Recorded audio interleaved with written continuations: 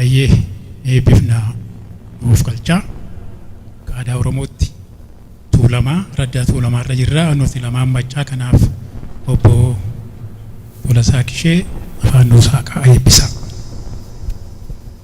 Tole nan eebbisaa na of galchaa. Of galaa. Nan eebbisaa na of galchaa. Of galaa. Na of galchaa. Of galaa. Hayyee waaqa uumamaa gurraacha garaa garbaa tokkicha maqaa dhibbaa leemmoo garaatti diilaa waaqa ciicoo gurraatti waaqa bokkuu gurraachaa waaqa kallachaa waaqa caachuu yaa waaqa tokkicha si kadhannaa nu dhaga'i. Nagaan ollee nagaan nu bulchi. Nagaan bullee nagaan nu oolchi. Biyya nagaan nu jiraachisi. Amaan nurraa qabi. Tolaa nutti qabi. Bakkalchi bakkee haa ta'u. Bakkeen nagaa haa ta'u. Adamoon deetti haa ta'u. Tuulli dannaba haa ta'u. Kutataan haa guufu. Tifkataan haa horu. Daldalaan haa buusu. Waaqayyo tokko nu haa godhu. Wallu haa jaalachiisu. Rabbi gurmuu kanniisaa nu haa godhu. Gurmuu kanniisaa nu haa godhu. Gurmoofnee diina ofirraa akka dhoowwarru nu haa godhu. Damma nu haa godhu. Walitti nu haa mi'eessu. Itittuu nu haa godhu. Walitti nu haa qabbaneessu. Shittoo nu haa godhu. Walitti nu haa urgeessu. Waaqayyo tokkummaa keenya haa cimsu. Nuyi eenyumaayyuu hin dhiibnu an nu dhiibu Rabbi nurraa dhowu.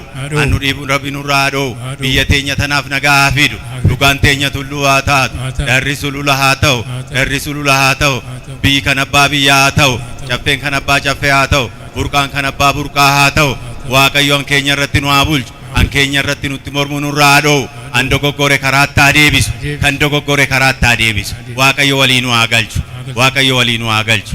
Rabbi hin kadhannaa yeroo hunda isa kadhannaa inni nu dhaga'ee raawwatee to'ii nagaallee biyya tanaa haa buusu. Dhugaarran dhufee raawwatee nagaan biyya tanaa haa buusu.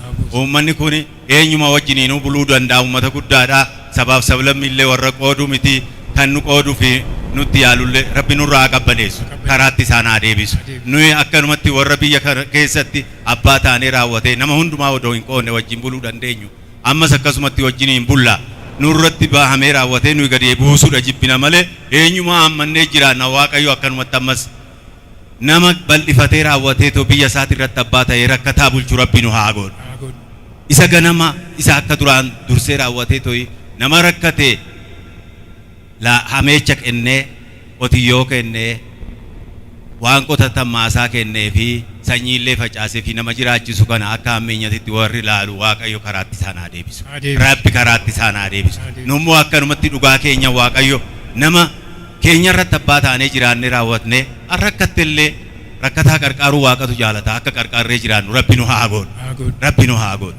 Kanarraa kan hafe kunoo Dooktar Guutuun waan guddaa hojjetanii har'a qofa miti duraan dursanii raawwatanis barumsa guddaa hubannoo guddaa uummata keenya kanaaf kennaa jiru. Waaqayyo akkanumatti ammas dabalanii too uummata isaanii kana akka qaroomsan Rabbi isaan haa gargaaru. Ilma isa caalu Rabbaa kennuuf, ilma abbaa caalu Rabbaa kennuuf, jaalala isaaf haa kennu, ulfina isaaf haa kennu, beekumsa isaaf haa kennu. Waaqayyo akka inni itti yaadee raawwatee halkanii guyyaa itti yaadee waa guddaa hojjetu kana waan inni yaadu san Rabbi haa guutuuf. Rakkina uummata kana gubbaarra jiru karaa diinagdeetis rakkatee jiru kana isa keessaa baasuudhaaf itti yaadee raawwatee halkanii guyyaa hojjete waan irratti dhaare kana waan irratti dhukkubsate waan irratti garmalee itti dhimmee hojjete kana bu'aasaa akka argu Rabbi isaa qarqaaru. Rabbi isaa qarqaaru. Waaqayyo walii nu haa galchu. Waaqayyo walii nu haa galchu. Walii galee nuuf haa tolu. Ani irra dhaabbannee too'ii eebbifnu jiidha haa ta'u. Kan uffannu dirriba haa ta'u. Kan dubbannu dhugaa haa ta'u. Kan eebbifnu mirkanaa haa ta'u. Kana irraa hambise Waaqayyo itti haa guutu. Barri rooba gadaan kuufaa gabbina. Gabbisi Waaqa.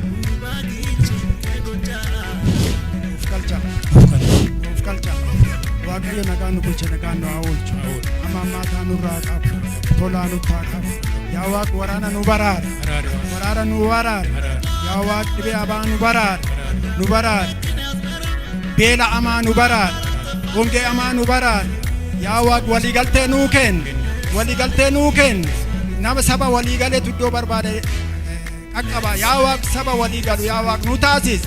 Yaa Waaqa nu taasis. yaa waaqi tokkummaan hirreedha tokkummaan jabina yaa waaqi tokko nu taasis yaa waaqi tokko nu taasis yaa waaqi warra gumaa nu taasisin yaa waaqi warra gumaa nu taasisin yaa waaqi si kadhanna yaa waaqi nu dhaga'i uumaa nu dhaga'i uumamni nu dhaga'i bokkuu nu dhaga'i kallachi nu dhaga'i gadaan oromoo shana nu dhaga'i yaa waaqi si kadhanna innaa baay'ee si kadhanna yaa waaqi nu dhaga'i yaa waaqi nu dhaga'i ummanni kun kan biyyaa bahe biyyatti nuu galchi kan biyyaa bahe biyyatti nuu galchi kan hidhame moo hidhaa keessaa nuu baasi hidhaa keessaa nuu baasi kan dhibame yaa waaqi nuu maare kan dhibame nuu maare kan boqote moo yaa waaqi nabsiisaa nuu maare nabsiisaa nuu maare ani jedhe egaa waaqnaa jedhu uumanaa jedhu uumamnaa jedhu egaa guutuu teessoo egaa guutuudha maqaanumti isaatuu guutuudha beekadha waaqayyo beekuma isaa kennu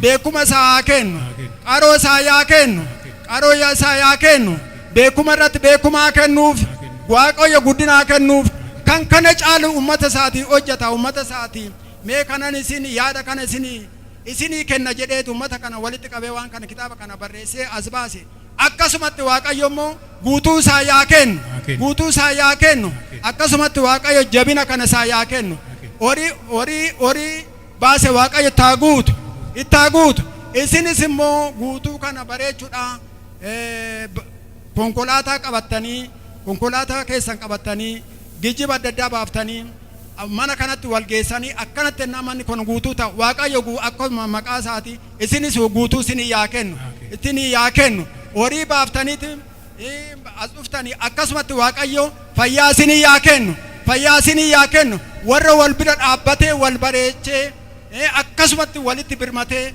tokkummaa isaa cimsu waaqayyo sinaa taasisu iddoo kana baaftan immoo waaqayyo itti isinii yaa guutu ijoollee taphattanitti ijoollee burraaqtu waaqayyo nagaan isinaa galchuu bari roobaa quufaa gadaan quufaa gabbina gabbisiwa nan eebbisaa na uf kalcha hayyee waaqa uumaa waaqa uumamaa waaqa sagaltama garbaa salban booranaa waaqa torban baarentuu nagaan bullee nagaan nu oolchi irraa gora nu oolchi dogoggora nu oolchi waaqii lafti walii galii nutti araarame abbaa biyya keenya irratti abbaa biyyaa nu godhi kan keenya irratti nu jibbu nurraa qabi walii galtee nuu kenni an biyyaa bahe biyyaatti haa galu an dhukkubsate haa fayyu an hidhame haa ba'u an keenya irratti nu jibbu nurraa haa qabu waaqni rooba haa kennu malkaan bishaan haa kennu lafti marga haa kennu aannan sanaan ijoollee qaroomte nuuf haa guddisu ijoollee qaroo nuuf haa kennu ijoollee haati deessuun hammattee haa guddifattu haa of kaltu biyya keenya irratti abbaa nu haa godhu irratti nu haa itichu kan keenya irratti nu jibbu nurraa haa qabu waaqayyo gadaa walaabuu jiloo nuuf haa deebisu bara gadaa walaabuu jiloo oromoo yoo tuqame walirratti iddaa yoo nagaa argate walfaana dammeesse walfaana misooma waaqayyo oromoodha gadaa walaabii jiloo deebisi gadaa nu tolchi walii galtee nuu kenni guutuu teessoo uummataaf dhama'ee barumsaanis milkaa'ee har'a ga'e caalaatti nuu milkeessi umurii dheeressi qabeessa qabeenya kenniif fayyaa kenniif haala inni itti mijeeffatee uummata kanaa hojjetu waaqayyo mijeessiif maatii isaa maatii nagaa godhiif ijoollee haadhaaf abbaa caaltu kenniif egaa ani kanan beekaa waaqayyo na caalaa beekaa kanaaf immoo waaqayyo ittaa guutu baay'ee guutuun haa fudhatu margaa fudhatu Dr. Guutuun as dhuftee marga eebbaa fudhatte harka eebbaan rukutanii dhiifama nuu godhaa hin harcaatii kanaaf dhungatanii giraawundi natti maxxanii jedhu